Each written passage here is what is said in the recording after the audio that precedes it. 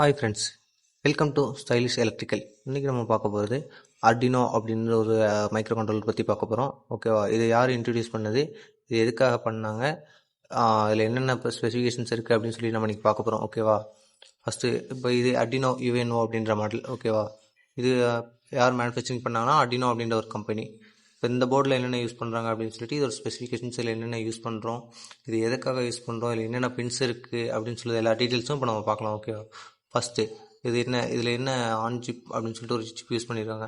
அது ஐசி என்ன ஐசின்னு சொல்லி பார்க்கலாம். இது வந்து அட்மல் கம்பெனியோட 328B அப்படின்னு சொல்லிட்டு ஒரு ஆன்போர்டு ஐசி யூஸ் பண்ணியிருக்காங்க. ஓகேவா?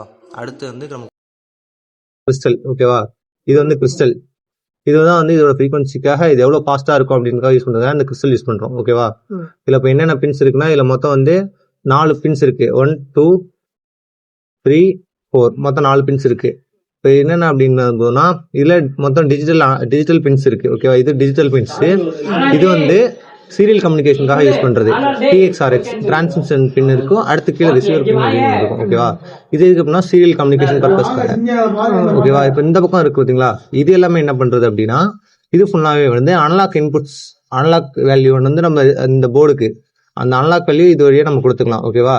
இது வந்து பவர் சப்ளை போர்டு. ஓகேவா? பவர் சப்ளை நம்ம கொடுக்கறதுக்கு இந்த பின்ஸ்லாம் யூஸ் பண்ணலாம். இல்லை நம்ம அடுத்து வந்து இதுக்குன்னா இதுக்கு இந்த சிப்புக்கு ப்ரோக்ராம் பண்ணுறது. ஓகேவா? இந்த சிப்புக்கு ப்ரோக்ராம் பண்ணுறதுக்கு என்ன பண்ணுறோம் அப்படின்னா, இந்த யூஎஸ்பி சீரியல் கம்யூனிகேஷன் போர்ட்டை நம்ம ஆக்சஸ் பண்ணிக்கிறோம். ஓகேவா?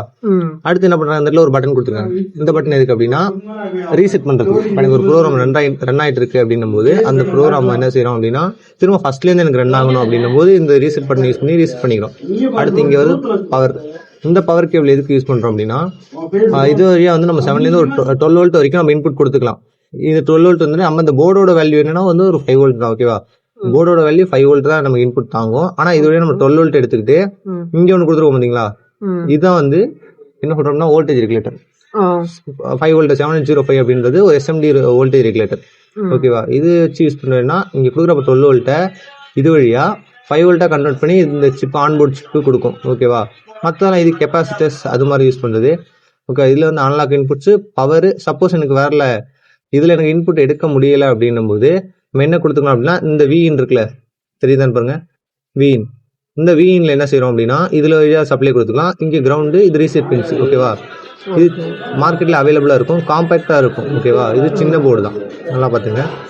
தெரியுதான்னு தரேன், இங்கே பாருங்க, digital inputs, TXRX, analog pins, இந்தாண்ட பவர் பின்ஸ். ஓகேவா? பார்த்தீங்க.